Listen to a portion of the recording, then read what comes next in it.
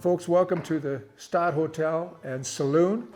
This is an 1890s bar and back bar that was made by J.P. Poulsen, who was a contractor for Brunswick Ball Colander in Denver, Colorado.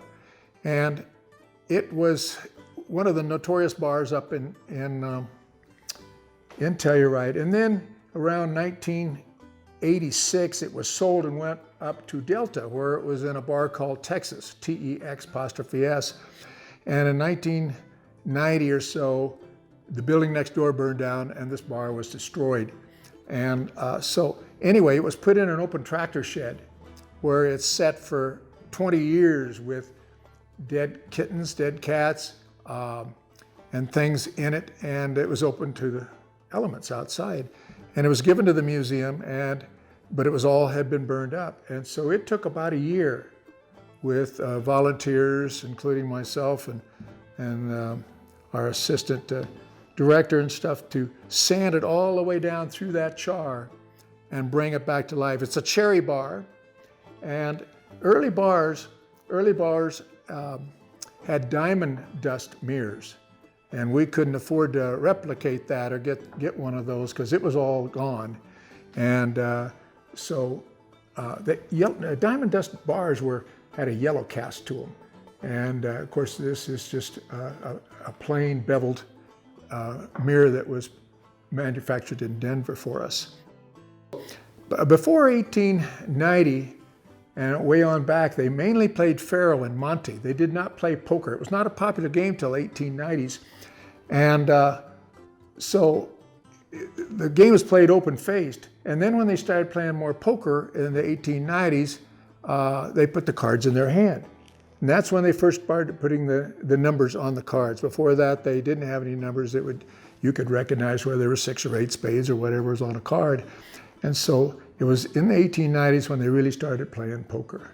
So we have over here an original poker table on loan from the Telluride Historical Museum up in Telluride, and that's actually from a saloon in Telluride.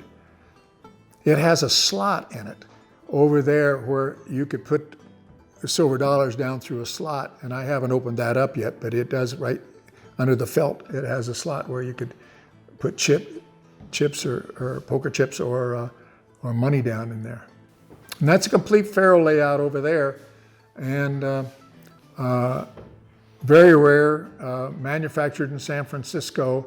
And if you look in that long box there, you will see there's even a press for the cards. At the end of the day, the dealer would put the deck of cards in and crank it down to tight so that it would overnight might keep the cards from getting warped or bent.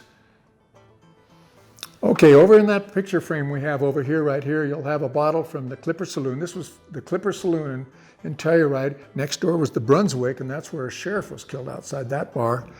But in there you'll see some script money. The miners didn't have money. They rarely had money, but they had a poke. Their gold dust was in a pouch. So they would come in to the bar, and the bartender would ask, how much credit do you want? And so then he would have a scale like this in here, and he would, rub his mustache just a little bit to get the wax off of it, because he had the handlebar mustache, So he would reach in there and he would grab some of that, a pinch of that, and put it in the tray to weigh it in that, like that, Well, he would gather over the day probably quite a bit of gold in his mustache. So then they all had lice combs. Everybody had lice, most everybody, particularly the school kids. And they would take that lice comb at the end of the day and and comb their mustache, and they would get the gold dust. In fact, a little side story.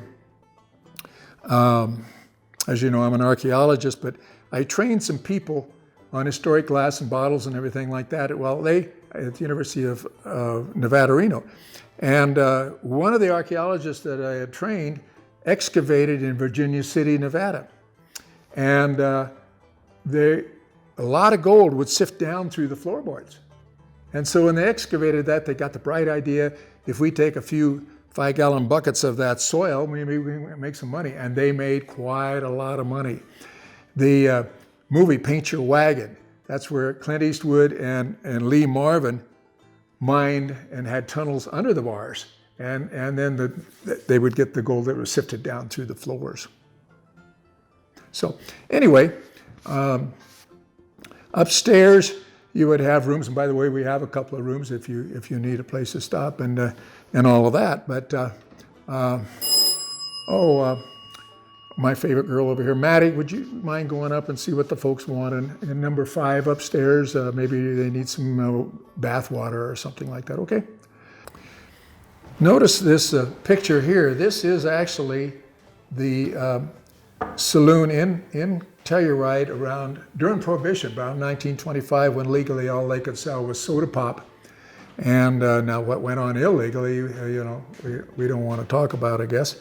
But anyway, this is the actual bar that was up there in Telluride in the 20s.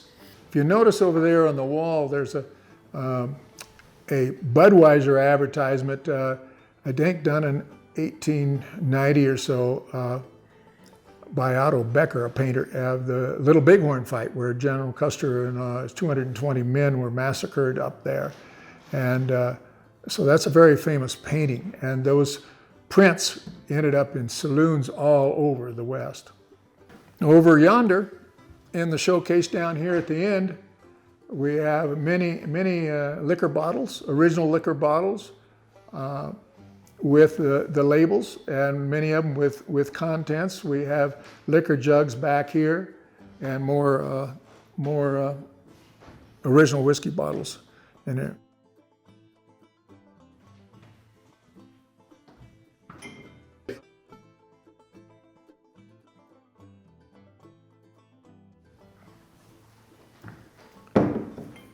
Okay, so anybody like a drink before we move on? I don't know how legal that is, but anyway, we can do it. Thanks. We'll move on to the next building.